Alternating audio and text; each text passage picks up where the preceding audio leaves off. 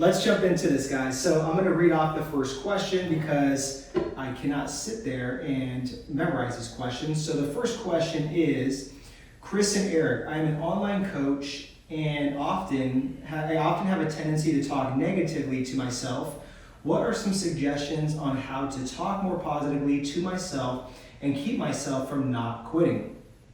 Okay, great question. You go ahead and tackle that. You can tackle it. You want me to tackle it? Yeah, throw it back So we did this, we talked about this recently in one of our Monday mind growth sessions with our coaches and our students in our program. So every Monday, guys, in our accelerator program, we do what's called Get Your Mind Growth Right. And it's a session to, again, get your mind right, because if your mind isn't right, your business is going to be right. So it's a great way to, again, just like put the past behind you, like if you had a crappy week before, or you're having limiting beliefs, self-doubt, fear, uncertainty, all that stuff. It's a great way to set the intention for the week and play offense, not defense. Yeah. So I remember I talked about this for like 5 minutes, and it was just the importance of talking positively to yourself.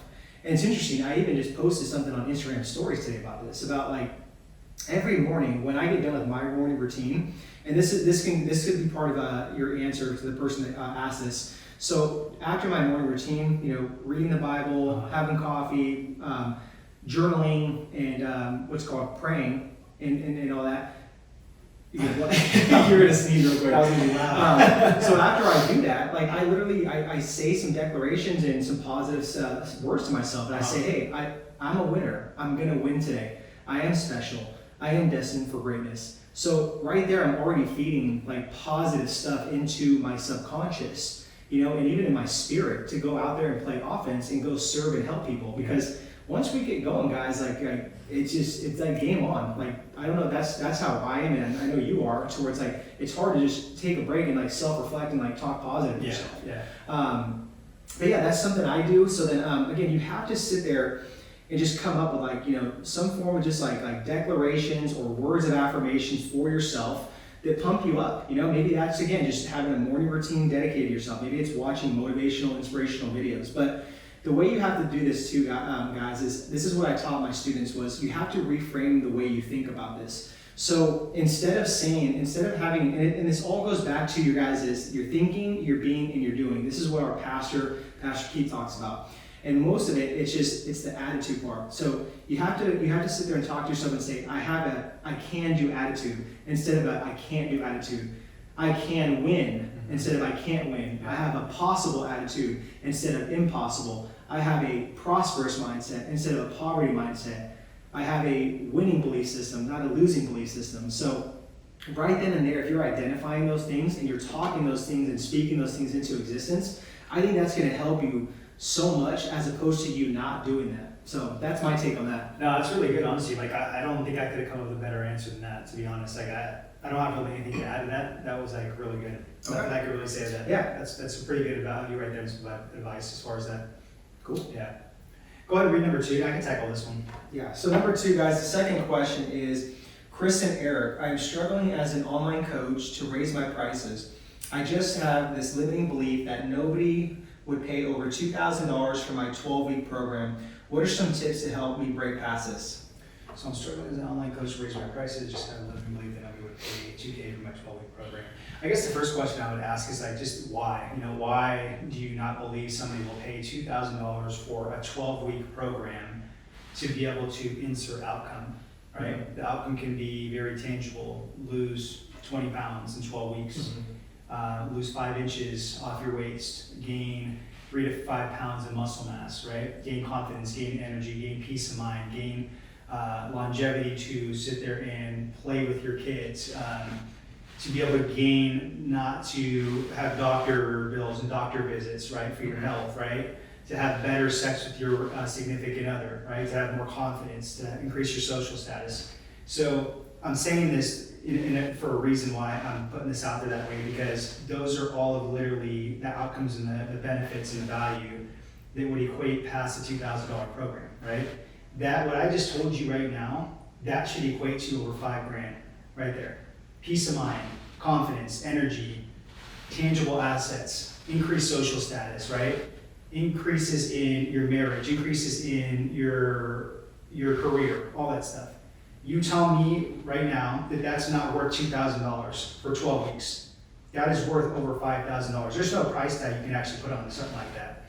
So I don't have some tips to like give you of like, do this, do that, like all these type of things. Like literally I just gave you right there the answer of like what this is right here. If you can't believe in that, of the outcomes you're getting somebody with that and the carryover effects into their life, then you probably won't be able to charge that high premium. You're gonna have to stick to something a little bit lower. So I hope that helps out. Yeah, that's good. I agree with that. But I also think that like speaking to this person and to everybody else that has the same, it's a false belief pattern. It really is. And 100%. Again, guys, I get it. Like they don't teach you guys this out of certification programs, out of universities. They don't teach you guys how to think bigger. And really, just know your guys' worth and value and raise your standards. They don't. And this is what Chris and I are trying to solve and bridge the gap with. But it's really just a limitation in your thinking when it comes to this. It really is. It's like, if you think of like a big jar, you have a cap for that. That's a good analogy. And what you're doing is you're just closing that cap and you're limiting that expansion. Yeah. And that's really what it comes down to, is that you guys have to just like understand that it's like you guys are meant for so much more. You guys are great at what you guys do. You guys are important. You guys impact lives. You change lives. You prevent people from preventative diseases. There's so many things that you do towards it. You just have to believe that. You have to see that and understand that it's like, man, like I solve all these issues. It's like, hell yes, I'm going to sit there and charge a high premium. Yeah. And if this person doesn't see the value in it, if I can't sit there and convince them and just even like educate them and inspire them to take action, then they're not the right fit. And it's okay. It's on to the next person, because more people will. And one last thing. There's most of the time too, it's people that have like a poverty and scarce mindset. And trust me, we've been there, we've had that, right? When we first started investing in ourselves. And you have to sit there and invest in yourself and pay like over $2,000 for like coaching or mentorship or something for you to break down those barriers and put that out into the universe. If you can't do that, how do you expect someone else to do that like on your stuff? Yeah. No, that's awesome. It really is. I would say just, I guess, the last tangible thing that this person can do, because I could have went that whole route and gave you guys all these things to do to like increase the offer and stuff like that, bonuses, risk rewards, financial engineering, what's the roadmap and pathway to get there, right? Some scarcity, urgency, all that. But the number one thing you could do to really kind of like increase that price and have the confidence to be able to sell it is focus on the outcome. Just focus solely on the outcome of your ideal avatar, what their emotional pain points and emotional insecurities are, to solve that with outcome, make it tangible in those 12 weeks. And I promise you that will sit there and give you the confidence to be like, okay, I can charge $2,000 or more per price tag. Yeah, 100%. Okay, cool. Let's move on to number 3. All right. Chris and Eric, you often talk a lot about creating a sense of urgency in life and business. How do I find my sense of urgency, and what are some steps to take action? That's a good question. Yeah, so how do I create more urgency? Yeah. I mean, that's a great question, and we've talked about this on podcasts, we've talked about this on social media, to where it's just, you and I agree on this, and a lot of people, they don't have a sense of urgency. Thus, they think they have all the time in the world to get this done, build this business, create a great relationship, whatever you want to do, but you think you have all the time in the world. And God forbid, if you woke up the next day and you weren't here, right? And it's just, for us, we have a different lens because we lost our father at 17 years old, to where, we didn't know that was gonna happen. We didn't know our mom was gonna turn to alcohol. We didn't know she was gonna lose her mom 3 months after she loses her husband. We didn't anticipate that. So for us, it's a different sense of urgency, because we had, traumatic experiences in our life. And I don't know if that's a good thing or bad thing, I don't. But I think though, if you don't create urgency, you don't set yourself a timeline, it's just, you have that mentality of just I can do it whenever, and it's selfish. It really is, because if you have God-given talents, you have a moral obligation to help and serve people. So for you to sit there on the sidelines and think I got all the time in the world, I can be selfish with not creating content, I don't have to have conversations, I don't have to create these programs, I don't have to go help and serve people, I don't have to pursue personal excellence for myself. It's selfish. It's why would you not want to get in the game and start playing now? Yeah. If it's a long game, you're trying to level up in this game. So I just think that you have to. There's got to be something that sparks you up that creates a sense of urgency, or else you're not going to want to do it. Yeah, I'll give you guys two things here. Like the first one is, I guess you can call this like an action step or, an exercise or a prescription to be able to kind of find that sense of urgency. And again, I don't know if this is the right or wrong answer, right? But one of my mentors, his name is Philip McCrane, he was our personal growth mentor. We went to Colorado to him for a full day session to work on some stuff that we were dealing with, about 5 years ago. One of the things he told me was, your greatest gift lies next to your deepest wound, okay? So your greatest gift lies next to your deepest wound. For us, our deepest wound was losing our father at 17, okay? Our gift was to turn that around and inspire more people, right? For what we're doing right now, okay? That is our sense of urgency. So for you, go back, I guess, to your past and figure out what is that deepest wound that you have, Again, it could be a breakup, it could be a divorce, it could be losing a significant other, it could be a tragedy, it could be losing a business, I don't know, right? It's gonna be dose dependent, but that is something I would say start on there and figure that out, because that should be like your leverage right there, like your sense of urgency to use that fuel, right? Whatever that deep wound is, turn that into your gift and then use some urgency with that. The second thing is, there's a quote that I just live by, right? It's Ben Franklin's quote, where it says, most men die at age 25, we just don't bury them until they're 75. That doesn't go just for men, that goes for men and women, okay? So whether you're listening to this, you're male or female, that goes for both of you guys, both genders. And I just love that quote because it's 100% true, right? Most people go about 25, 30 to pursue their goals, right? Life hits them with like an adverse situation. Mm-hmm. People have kids, they get married, right? Life goes on, all that stuff.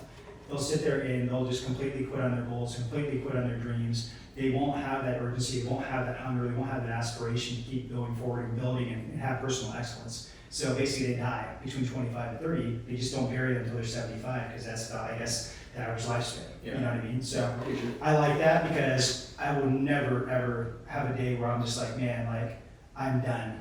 I'm dead, but I'm here walking on earth. There's absolutely no way. Like I love what Allen Iverson says too, that play every game like it's your last. I mean, I'd be lying if I sat here and said that I try to, basically live my every single day like it's my last. Because I don't do that, right? Not every day, but about 90% of the time, I would say that I live every day like it's my last, because I go that hard, like in business and all areas of my life. Because again, this sense of urgency, I don't know when my time is up. I don't know, So that's kind of my perspective on it. Yeah, that's good. Yeah, I mean, there's a lot to unpack there, with that, the whole sense of urgency topic, but it's real. Like, I just truly believe that, if you do create a sense of urgency, like, you're going to create more, resiliency. You're going to create more patience, more endurance. You're going to be more disciplined. You're going to be more focused. That's just my humble opinion, an honest opinion, because I've seen it through myself. I've seen it with like hundreds of people I've coached. You can tell the difference between certain people that have urgency and don't. So, yeah, to this person that asked that question, great question, but you just have to figure out, like, man, like, why am I waiting? There's never going to be a perfect time to start and do what you want to do. Yeah, 100%. Yeah. All right, that's three questions, huh? Yeah, man. Man, all right. Those are quick, but those are great questions, guys. Okay, cool. So, yeah, thank you guys for tuning in. Appreciate you guys. And again, submit those questions to our email, support@chrisericmartinez.com, and drop a question, guys. We'll answer it. But other than that, if you are a health and fitness coach, you guys are struggling with creating urgency, you're struggling with your winning belief system, and you guys, need some help with your guys' offer, raising your prices, all that stuff, guys, we're here to help you guys. So I would say book in a free 15-minute brainstorming call with us. Click the link below in the show notes, and we will chat with you guys. Other than that, thank you guys for tuning in. Thank you guys for watching. Appreciate you guys. Go out there, live a dynamic lifestyle. We're out. Peace.